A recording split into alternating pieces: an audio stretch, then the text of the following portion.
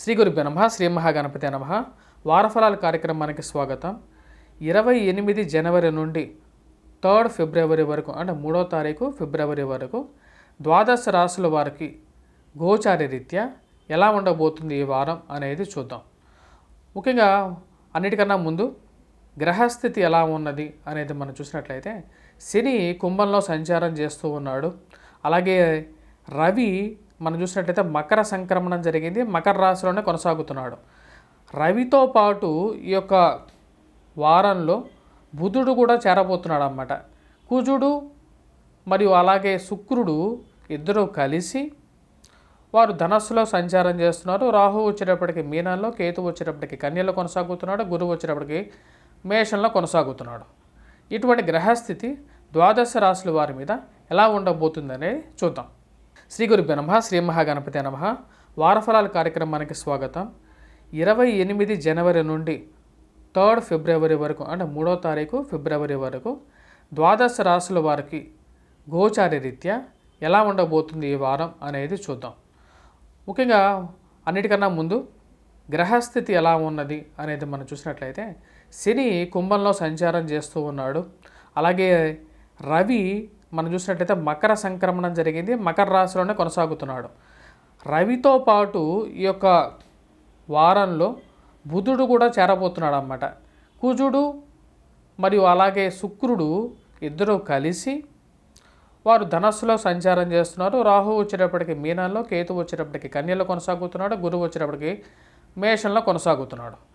ఇటువంటి గ్రహస్థితి ద్వాదశ రాశుల వారి మీద ఎలా ఉండబోతుంది అనేది చూద్దాం. కుంభరాశి వారికి ఈ వారం ఎలా ఉండబోతుంది అనేది చూద్దాం. కుంభరాశి వారికి ఈ వారం అనుకూలమైనటువంటి ఫలితాలే గోచరిస్తున్నాయి అన్నమాట.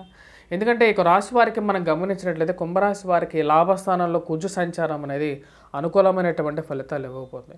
ఎటువంటి ఫలితాలు ఇవ్వబోతుంది అంటే వృత్తి వ్యాపార రీత్యా కూడా అనుకూలంగా ఉండబోతుంది. కుజుడు యోగకారకమైనటువంటి స్థానంలో ఉన్నాడు అన్నమాట. తద్వారా వచ్చేటప్పటికి ధన సంబంధితమైనటువంటి వ్యవహారాల్లో అనుకూలంగా ఉంటుంది.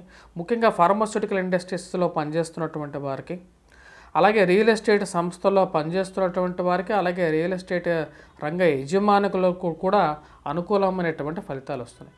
ఇక రాశి వారికి జన్మరాశిలో సంచారం చేస్తున్నటువంటి శని యోగాన్ని ఇవ్వట్లేదు.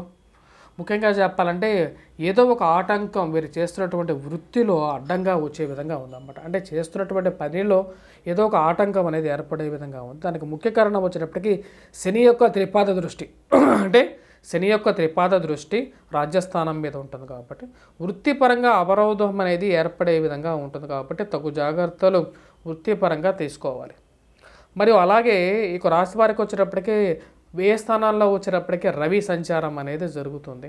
ఎప్పుడైతే రవి వ్యయ స్థానంలో ఉన్నప్పుడు ధన సంబంధితమైన వ్యవహారాల్లో కొన్ని కష్ట నష్టాలు అనేవి ఏర్పడతాయి. అంటే డబ్బు సమయానికి వచ్చి చేరకపోవటం, డబ్బు అనేది విపరీతమైనటువంటి ఖర్చు జరగడం అనేది జరుగుతుంటుంది. కాబట్టి తగు జాగ్రత్తలు తీసుకుంటూ ముందుకు వెళ్ళాలన్నమాట. అంటే లైఫ్లో మనం ముందుకు వెళ్ళాలి అంటే కొన్ని తప్పులు జీవితంలో జరుగుతున్నప్పుడు వాటిని అవరోధించాలన్నమాట. అలాగే పేరు ప్రఖ్యాతల విషయంలో వచ్చేటప్పటికి వీరికి మంచి పేరు రావడం జరుగుతుంది. ఈ వారంలో వచ్చేటప్పటికి కుజుడు మంచి స్థానంలో ఉన్నప్పుడు అనుకున్నటువంటి ఫలితం అనేది అనుకున్నట్టుగా చేయగలుగుతారు. కాకపోతే ఈ యొక్క రాశివారు ముఖ్యంగా వెంకటేశ్వర స్వామి ఆరాధన అనేది కంపల్సరీగా చేస్తూ ఉండాలి.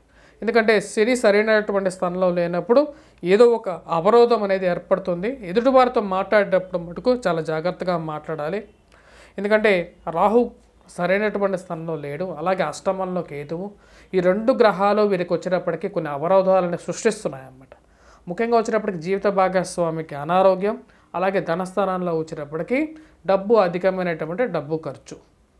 పక్కనున్నవారు ఎదురుగా ఉన్నవారు మీ ముందు బాగా మాట్లాడతారు, మీ వెనకాల వచ్చేటప్పటికి మీ వెనకాల నుంచి మీ గురించి లేనిపోని మాటలన్నీ చెప్తూ ఉంటారన్నమాట.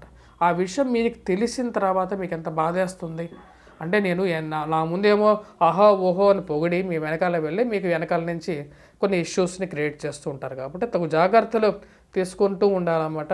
మరి ఏం మాట్లాడుతున్నాం, ఎలా మాట్లాడుతున్నాం, మనకి ఎటువంటి ప్రాబ్లం రాబోతుంది అనేది కొంచెం గమనించగలిగిన శక్తి మీకు ఉంది. కానీ ఆ శక్తిని మీరు దుర్వినియోగం చేయకుండా ముందుకు వెళ్తే అనుకూలంగా ఉంటుంది. ఈ రాశి విద్యార్థులకు వచ్చేటప్పటికీ అనుకూలంగానే ఉంది. వారం ప్రథమంలో అనుకూలించమైనటువంటి ఫలితం పొందకపోతున్నారు.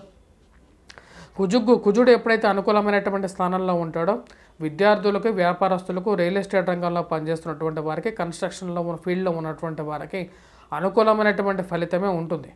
కానీ ధనం విషయంలో వచ్చేటప్పటికి ఖర్చును కొంచెం తగ్గించుకున్నట్లయితే వీరికి రాశి వారికి ఈ వారం కూడా అనుకూలమైనటువంటి ఫలితం పొందబోతున్నారు అన్నమాట.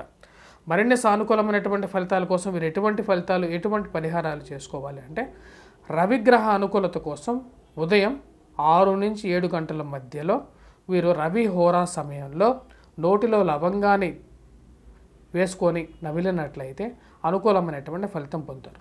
వాటితో పాటు వీరు ఎటువంటి పరిహారాలు చేయాలంటే, ఎర్రటి పూలని అంటే అవి మందారాలు కానీ అలాగే వాటితో పాటు గులాబీలతో కానీ దేవుడికి సమర్పించి పూజించినట్లయితే అనుకూలమైనటువంటి రవిగ్రహ అనుకూలత పొందగలుగుతారు.